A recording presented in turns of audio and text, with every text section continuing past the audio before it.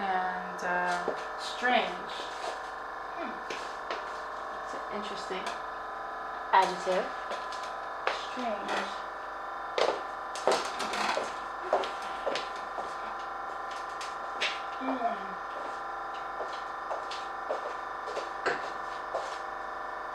That's one. BP1. Okay. And I'm Brendan. Hi, this is Sheila Jones with the Flambe, and I'm here in Athens, Greece. And I have the opportunity to go to bartending school. Bar Philosophy is the name of it, and I have one of the instructors here. Hello. Hello, my name is Theos Spiropoulos. And not only is he an instructor, you were also part of World Class. Yep. It's a big effing deal, just saying. But before we get into World Class, because we are going to get into that, tell us a little bit about Bar Philosophy. You told me that it was originally Flair bartending school. Yeah. Bar Philosophy started as a Flair bartending school because Ilias, one of the owners and part of Flair Motion with Nicolas and Jen, came back in Athens and opened the school with Flair bartending lessons and some basic bartending lessons. Yeah, that's awesome.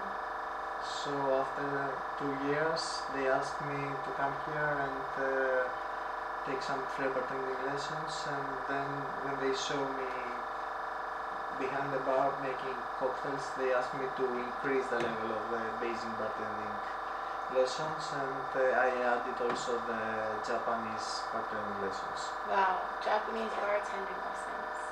First, let's talk about this Flair bartending. I tried it the other day for the first time in my life. It's not so easy. So how far did you get into it? Were you doing competitions or? No, I've never done a competition, but I've done a lot of shows with Ilias behind the bars. Really? Yes, it's around the Greece. Okay.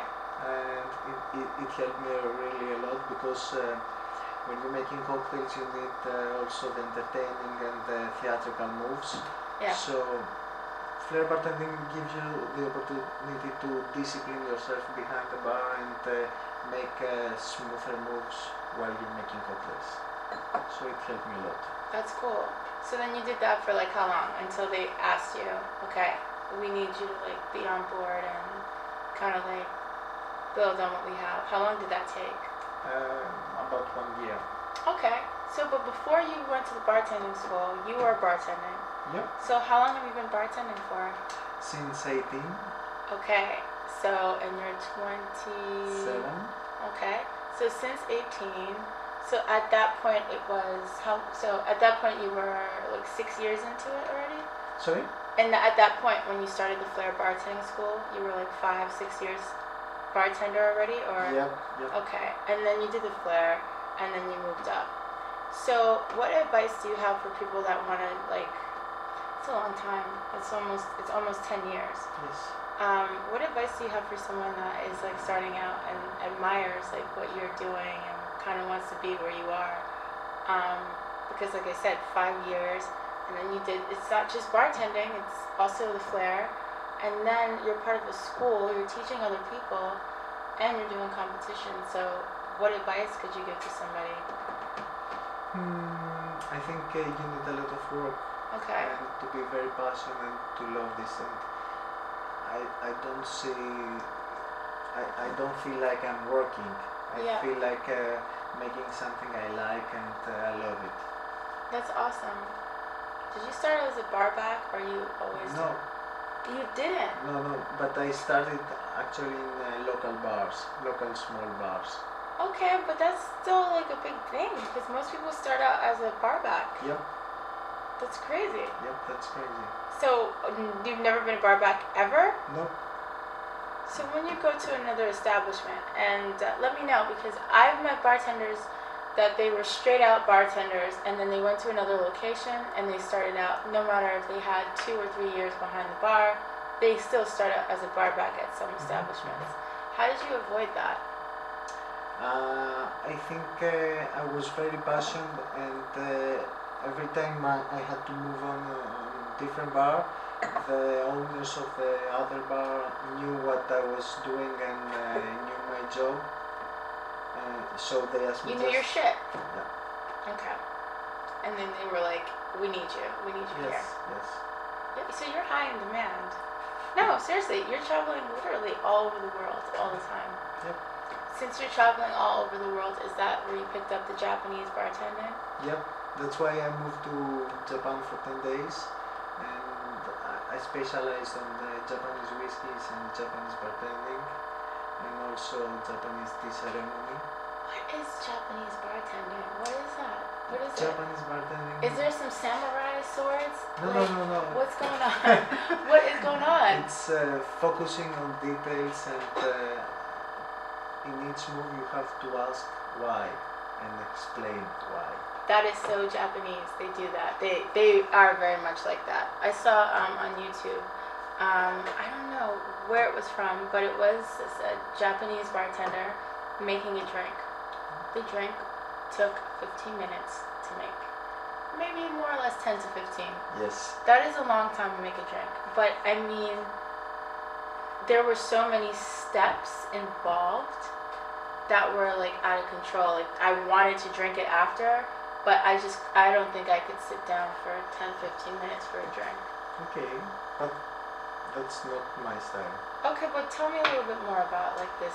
I studied and specialized in Japanese bartending, but I don't use only Japanese bartending. Okay.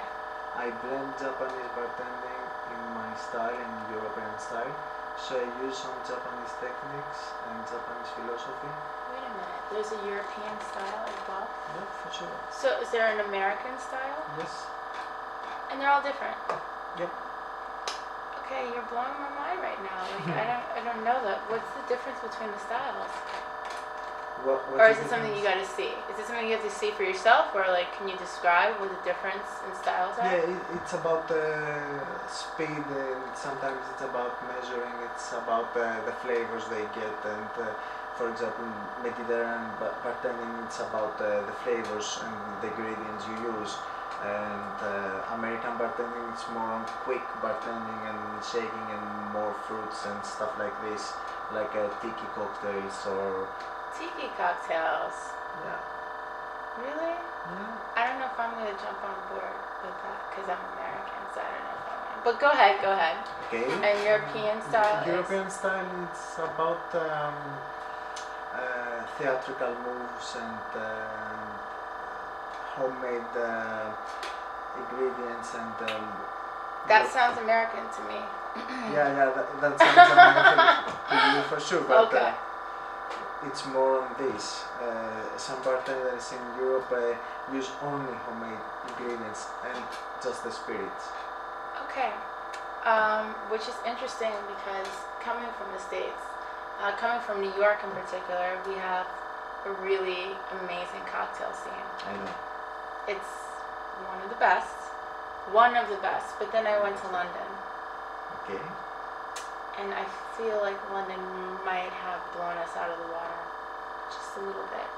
And I mean it in the sense that they have a larger culture and demographic of people going to these cocktail bars. They have more cocktail bars. Have you visited Niger? No, I didn't. You know, I was only in London for... Yeah, that's the best. Sorry about this. No, it's okay. Okay. Yeah?